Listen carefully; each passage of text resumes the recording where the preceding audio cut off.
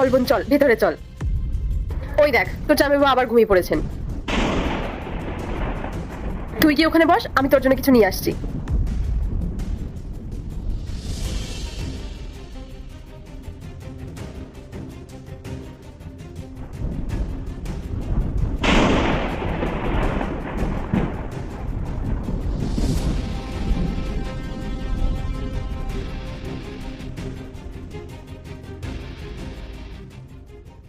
নে বোন, কোল্ড ড্রিঙ্কসটা খেয়ে নে। তুই এমনিতেই রোদের মধ্যে আসলি তো, খেলে তোর ভালো লাগবে। দিদি বলছি এসব এখন ছাড় না, আমার না কাজ আছে, আমি এখন আসি।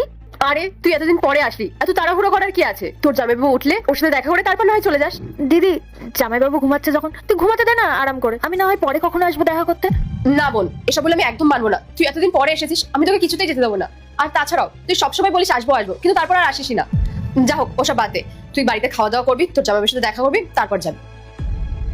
দিদি হ্যাঁ মনে পড়েছে, আসলে না আমি তোকে বলতেই ভুলে গেছিলাম, এই 5 মিনিট আগে একটা কল এসেছিল। আমার বান্ধবীর না অ্যাক্সিডেন্ট হয়েছে, তো ওর বাড়িতে কি কল এসেছিল, বলেছে যে আর্জেন্ট যেতে হবে, এমার্জেন্সি আছে। তোর কোন বান্ধবী, নাম কি তার? আয়েশা আয়েশা। আয়েশা? এই নামে তো তোর কোনো বান্ধবীকে আমি দেখিনি আগে কোনোদিন। আরে দিদি এই কয়েকদিন আগেই ফ্রেন্ডশিপ হয়েছে, তুই চিনবি না, তুই একটু আমার সিচুয়েশনটা বোঝার চেষ্টা কর। আচ্ছা ঠিক আছে, তুই একটা কাজ কর, তুই তোর সাথে আমাকেও নিয়ে চল। দিদি তুই শুধু শুধু গিয়ে কি করবি, আমি একাই চলে যেতে পারবো। আচ্ছা ঠিক আছে, তাহলে আমি তো জামাইবাবুকে ডেকে দিচ্ছি, ওর হসপিটালে না অনেক চেনা জানা আছে। আরে দিদি তুই কি করছিস, তুই একটু বোঝার চেষ্টা কর না, জামাইবাবু এত টায়ার্ড, আমি একাই সামলে নেবো, উনি রেস্টিং। ওই দেখ তোর জামাইবাবু উঠে গেছেন। মেঘা, কি হয়েছে? চিৎকার করছো কেন? আরে দেখো না, ও এতদিন পরে আমাদের বাড়িতে আসলো আর এখনই বলছে চলে যাবে। আর তার মধ্যে ওর কোন বান্ধবী নাকি কি অসুবিধা হয়েছে, তাকে নিয়ে আবার হসপিটালে যেতে হবে। আমি ওকে বললাম যে তোমার হসপিটালে অনেক চেনা জানা আছে। হ্যাঁ তা তো আছেই। আচ্ছা স্নেহা, তোমার ফ্রেন্ডের নাম কি? ও আয়েশা। আচ্ছা ঠিক আছে, তুমি কোনো চিন্তা করো না, আমি আমার বন্ধুকে কল করে নিচ্ছি, ও সবটা দেখে নেবে। হ্যাঁ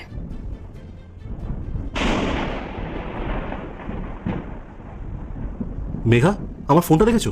না, আমি দেখিনি তো।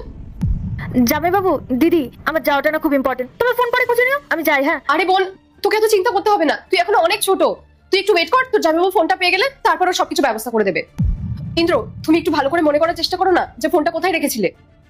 আমার যতদূর মনে আছে আমি ফোনটা টেবিলে রেখেছিলাম, আর সাথে অনেক ক্যাশ টাকাও ছিল। আমার মনে হয় তুমি টাকাগুলোর সাথে ফোনটাও আলমারিতে ঢুকিয়ে দিয়েছো। না ইন্দ্র, আমি তো আলমারিতে কোনো টাকা রাখিনি। বাই দ্য ওয়ে, কত টাকা ছিল? 5-6 লাখ টাকা মতো। কি, এতগুলো টাকা কেউ চুরি করে নেয়নি তো? বোন, তুই কি ওখানে কোনো টাকা দেখেছিলিস? কই না তো, আমি কোনো টাকা দেখিনি। আচ্ছা ইন্দ্র, আমি একটা কাজ করি, আমি তোমার নাম্বারে একটা কল করে দেখি, যদি তোমার ফোনটা আশেপাশে কোথাও থাকে তাহলে তো নিশ্চয়ই পাওয়া যাবে। হ্যাঁ মেঘা, তুমি একবার কল করে দেখো।